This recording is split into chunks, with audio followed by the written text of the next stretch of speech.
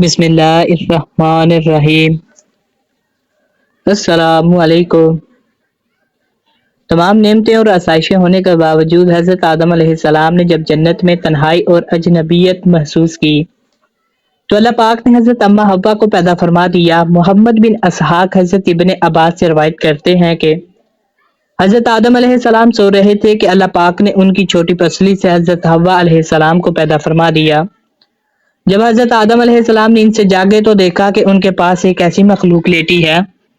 تفسیر ساوی صفحہ نمبر 5 پر لکھا ہے کہ حضرت آدم علیہ السلام نے اپنی ہی جیسی خوبصورت مخلوق کو اپنے پاس لیٹے دیکھا تو ان کی طرف دست مبارک بڑھانے کا ارادہ فرمایا تو فرشتوں نے عرض کی ٹھہر جائے، پہلے ان کا مہر ادا کریں۔ آپ علیہ السلام نے فرمایا ان کا مہر کیا ہے؟ فرشتوں نے عرض کی ان کا مہر یہ ہے کہ آپ ہمارے سردار محمد مصطفیٰ صلی اللہ علیہ وآلہ وسلم پر 10 مرتبہ درود پاک پڑھیں۔ چنانچہ آپ علیہ السلام نے درود پڑھا اور فرشتوں کی گواہی سے آپ علیہ السلام کا حضرت بی بی حوا سلام اللہ علیہ سے نکاح ہو گیا۔ روایت میں ہے کہ حضرت آدم علیہ السلام اور حوا 60 سال تک جنت میں رہے، لیکن ان کو حق زوجیت ادا کرنے کا حکم نہ تھا اور نہ بچے پیدا کرنے کا۔ حضرت آدم علیہ السلام اور حضرت حوا سلام اللہ علیہ بڑے آرام و سکون سے جنت میں رہنے لگے۔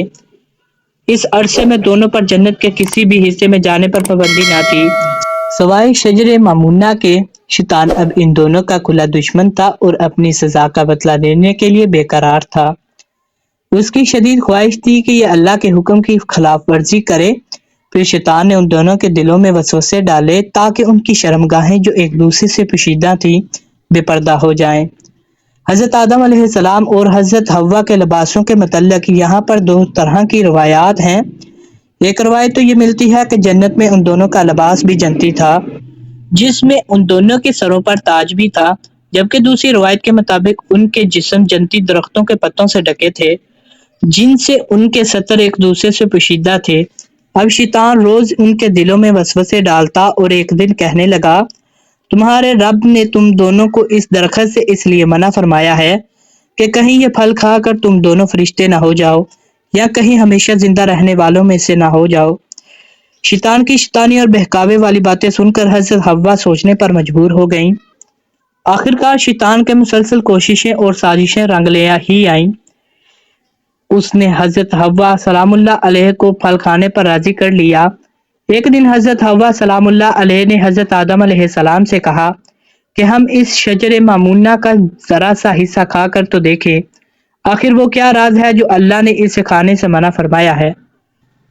شروع میں تو حضرت آدم علیہ السلام اس کے لیے قطعی طور پر تیار نہ تھے، لیکن پھر حضرت حوا علیہ السلام کے مسلسل اثرات پر بادل خواستہ وہ بھی راضی ہو گئے۔ خیر حضرت آدم و حوا پھل کھانے پر تیار ہو گئے اور ابھی پوری طرح پھل کھایا بھی نہ تھا کہ ان کی شرمگاہیں ایک دوسرے پر عیاں ہو گئیں، جس پر دونوں نے پریشانی کے عالم میں جنت کے درختوں کے پتے توڑ توڑ کر اپنا بدن چھپایا۔ اللہ نے دونوں کو پکارا اور فرمایا کیا میں نے تم کو منع نہیں کیا تھا کہ اس درخت کا پھل نہ کھانا اور شیطان کے ورگلانے میں نہ آنا؟ یہ تمہارا کھلا دشمن ہے۔ دونوں نے جب اللہ کی پکار سنی تو مارے خوف الہی کے کانپ اٹھے۔ اللہ پاک پھر فرمانے لگا اب تم دونوں ایک خاص مدت تک زمین ہی پر رہو گے جہاں تم ایک دوسرے کے دشمن ہوگے اور وہاں ہی مرنا ہے اور اسی میں سے پھر پیدا ہونا ہے۔ پھر دونوں کو زمین کی طرف روانہ کر دیا گیا۔ روایت میں ہے کہ حضرت آدم ہند میں جبکہ حضرت حوا کو جدہ میں اتارا گیا۔ دونوں ایک دوسرے کو ڈھونڈنے لگے لیکن ایک دوسرے کو ڈھونڈ نہ پائے۔ حضرت شیخ سعدی لکھتے ہیں کہ حضرت آدم علیہ السلام جب ہند میں اترے تو ان کے پاس حجر اسود اور جنت کے درختوں کے پتے بھی تھے جن کو انہوں نے زمین پر پھیلا دیا۔ حضرت ابن عباس رضی اللہ تعالیٰ عنہ سے مروی ہے کہ حضرت جبریل علیہ السلام حضرت آدم علیہ السلام کے پاس آئے اور گندم کے 7 دانے ساتھ لائے۔ حضرت آدم علیہ السلام نے پوچھا یہ کیا ہے؟ عرض کیا یہ اس درخت کا پھل ہے جس سے آپ کو روکا گیا تھا لیکن آپ نے تناول کر لیا تھا۔ فرمایا تو اب میں اس کا کیا کروں؟ عرض کیا ان کو زمین میں بو دیجئے۔ حضرت آدم ایک طویل عرصے تک اللہ کی عبادت گاہ میں روتے رہے۔ ایک دن اللہ پاک کو حضرت آدم علیہ السلام کی گریہ وزاری پر رحم آیا تو اللہ پاک نے حضرت جبریل علیہ السلام کو بھیجا کہ آدم کو معافی کی خوشخبری سنا دو۔